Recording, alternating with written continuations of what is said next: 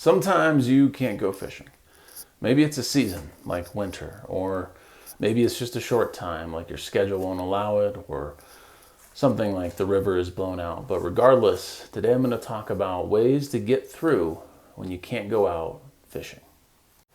So the first idea I have for you is to organize your flies, right? Take an inventory of what you've tied and what you're missing. Typically for me, I do this activity during winter because there's a stretch during winter where I can't get out and go fishing, usually for a couple months, and I find that taking the time to inventory my flies is a really good activity, right? One, it helps me see what I've used, and then two, it also helps me to think about what I need to order for the upcoming season.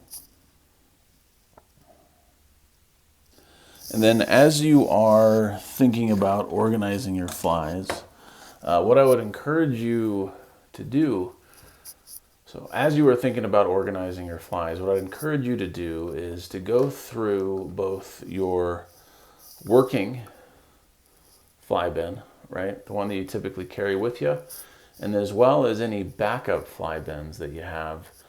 This way you know that you'll be well prepared for the next time that you are able to go fishing. So the second idea I have for you is to take an inventory of your gear and your equipment, right? If you're like most of us who fish, we're so excited to get out on the water, or we're so busy with everything else in life that we don't really take the time to review our equipment during the season. And so an off time, such as winter or a break from fishing, is a great opportunity to go ahead and do that evaluation. And to kind of illustrate why that matters, let me share a quick story with you. So a few years ago, I became convinced that I needed to get a fishing net, right? After doing some research online and watching videos like here on YouTube, I realized that using a net with catch and release fishing was a really good thing to do. So I went out and I ordered a brand new net. And then shortly after getting that net, I was going through a section of other fishing gear, and I found not one other net, not two other nets, but three other nets that I already had that I had totally forgotten about, that I had gotten years before. And the reason that I had forgotten about them was because I didn't do this second tip that I'm telling you, and that is to go through your gear. So when we have time away from the water, whether it's a short time, but especially when it's a long time, a really good thing that you can do is to reflect on the fishing season or on the fishing year that you have had. And reflection is a really important activity. It's a really good practice to do, I think, for everybody. And I actually would go so far to say that reflection and journaling and thinking about the time that you've spent fishing or the things you've done while fishing is one of the most important tools you can add as a fisherman. And the reason that this activity is so important is that it allows us to not only remember, right, some of those trips and some of those things that we did while fishing, it also lets us think about and plan for the future fishing trips. And so I've got some questions here to kind of help you do this reflection activity. And before we get into those questions, though, you can do this reflection activity like I do, which is a pen and paper, right? You can have a physical journal that you write in, or you can do more of a digital format, and that is look back through your Instagram feed or your photos on your phone. But regardless of kind of how you choose to approach this, the important thing is that you take some time to reflect on your fishing life this season and this year. And so some questions to just ask yourself and think about is, what was the best part of fishing for me this year? Second, was there anything that I would change or that I would do differently if I had the opportunity next time? Third, are there any goals? Are there any places that I want to go to, or any types of fish that I want to target this upcoming year? And then fourth, is there anything that you've started doing this year that you want to continue doing? So for example, for me, one of the things that I have started doing this year was to use fewer tippet spools when I go out, right? That really helps me to not have so much clutter on my fly bag. So hopefully those questions will help, and I would encourage you to take some time to be really intentional.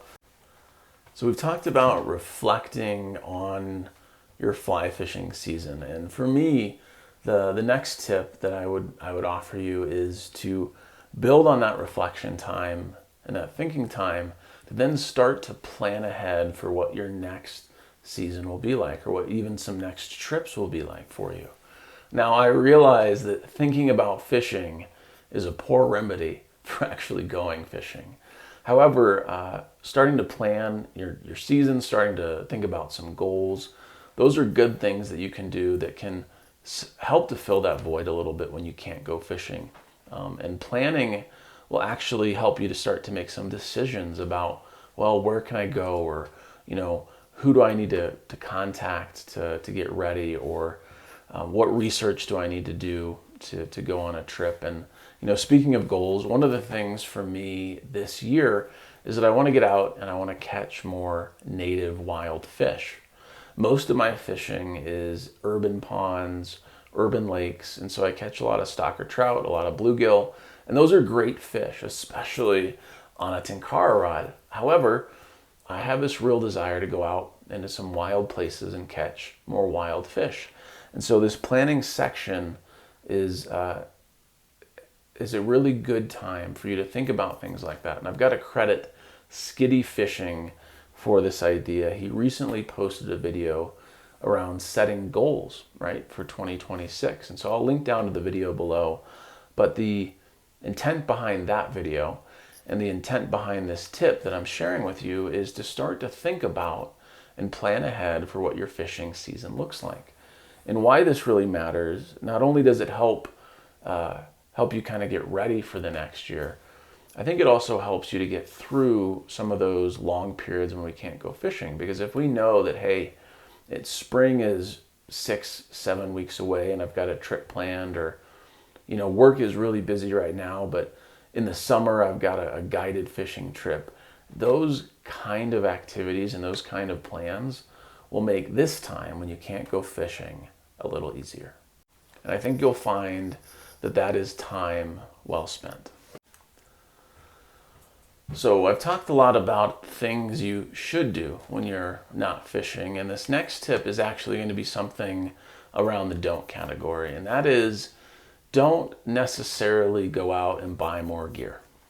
And, I offer this advice from personal experience, and it seems like anytime that winter season hits for me, when I can no longer get out on the water, or when I've got a long stretch where I don't get to go fishing for whatever reason, I find that I tend to buy more gear, right? I tend to get more equipment during that time. And as I've thought about why I do that, I think the real reason is that I'm trying to fill that void where I can't go fishing. And so I say to myself, yeah, of course I can justify getting this new rod, or I can justify getting all this fly tying stuff, right? And so instead of going out and spending money on things that you may not need, I would encourage you to avoid spending money on gear during periods when you can't go fishing, right? And if you do have to spend money, just be really intentional about it, but also to make sure that you're not spending money